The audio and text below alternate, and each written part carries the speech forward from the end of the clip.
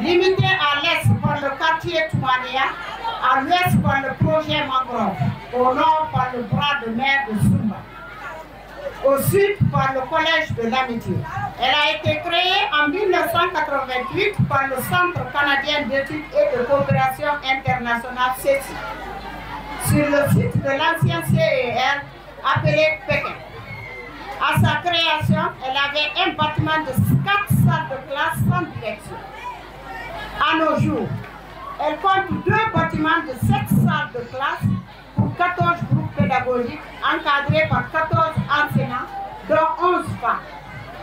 1007 élèves, dont 540 filles. Le tout dirigé par une directrice et son adjointe.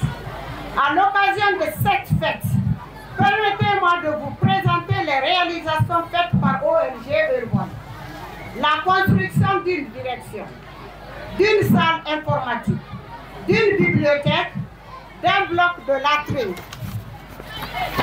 De latrine de 3 cabines pour les filles et un terrain de basketball et volleyball. Le don de 22 ordinateurs, de 550 livres de français et 387 livres d'anglais. Ces ordinateurs ont servi à l'initiation des élèves et enseignants à la technologie. Également, ces livres ont servi à la formation des élèves et enseignants.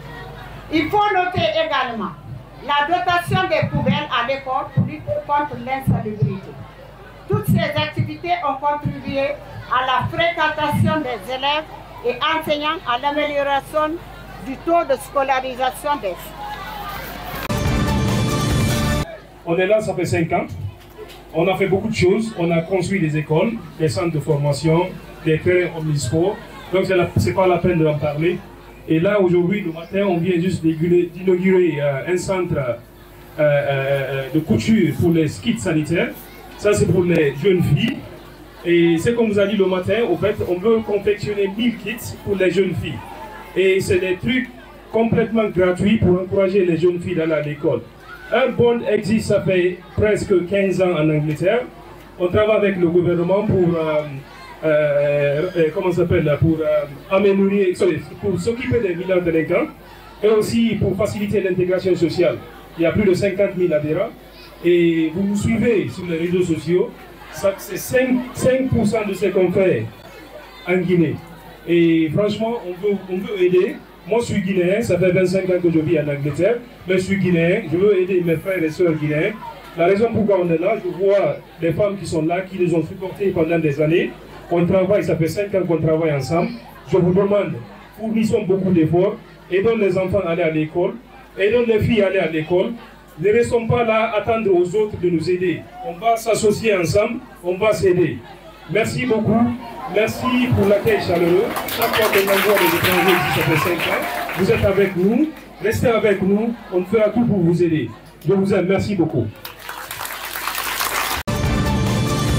Vous êtes là au centre d'informatique que Urban a construit et qui a mis en place pour la communauté, aussi pour l'école primaire publique de l'application.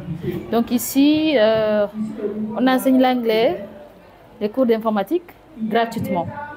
Et il y a juste à côté aussi une bibliothèque qui a aussi été équipée en 2021 pour les élèves de l'application.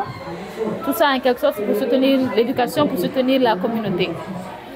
Donc le programme en question, l'ONG en question œuvre pour la cohésion sociale. D'accord? Et on évolue dans 3 différents programmes qui sont le programme de l'intégration sociale, le programme de développement de la jeunesse, tout ça se passe en Angleterre. Et ici en Guinée, on a le programme de l'éducation de l'enfant. Donc si vous remarquerez sur les murs les images des 3 différents programmes. Maintenant, quand vous prenez le programme de l'éducation des enfants ici en Guinée, il y a 6 projets qui sont sous ce programme-là.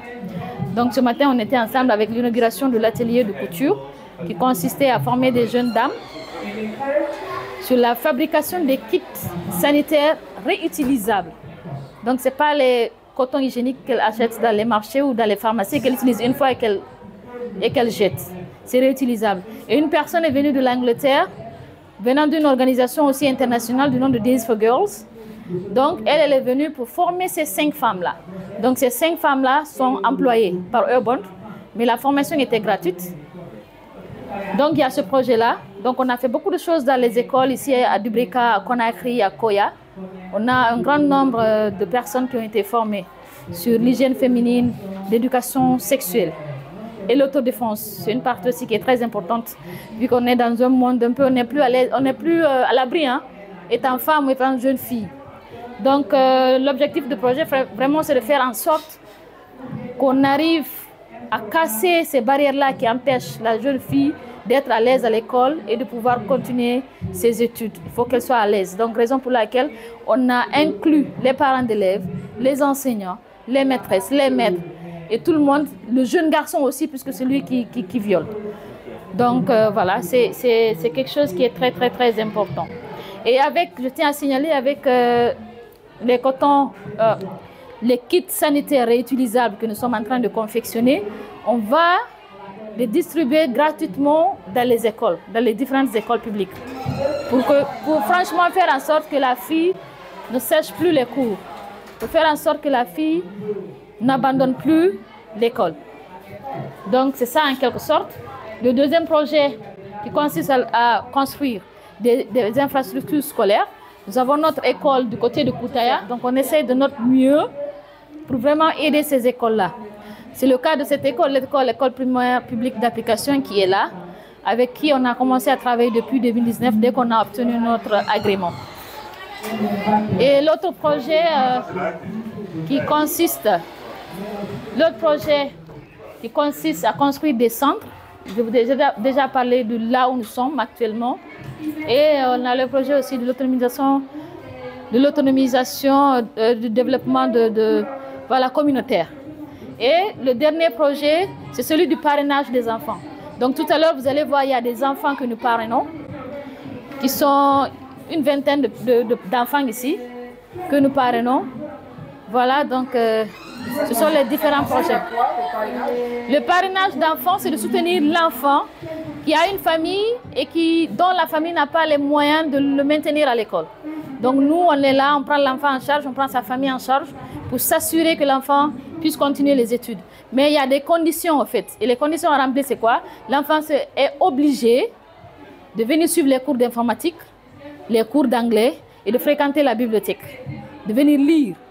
Donc c'est les conditions à remplir et d'avoir de bons moyens à l'école.